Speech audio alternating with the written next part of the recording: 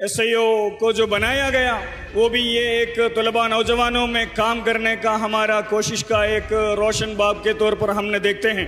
الحمدللہ جو 40-42 سال پہلے یہ ایک چھوٹا تنظیم کو مختصر سے بنایا گیا، آج ہم نے الحمدللہ یہ کہہ سکتے ہیں یہ ملک کے یہ بر صغیر میں یہ پورا عالم میں سب سے بڑے ایک طلباء اسلامی تحریک کے طور پر آج SIO قائم ہے۔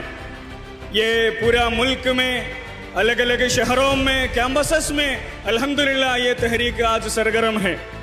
میں سمجھتا ہوں آج بھی ابھی بھی ہم کو یہ نوجوانوں میں کام کو اور مضبوط کرنے کا ضرورت ہے۔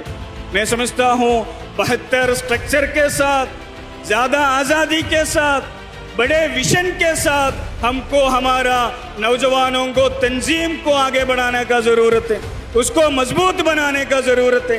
نوجوانوں میں ہمارا میں سمجھتا ہوں آج بھی یہ تحریک اسلامی کے لیے نوجوانوں کا میدان آج بھی ہمارے سامنے خالی پڑے ہوا ہے۔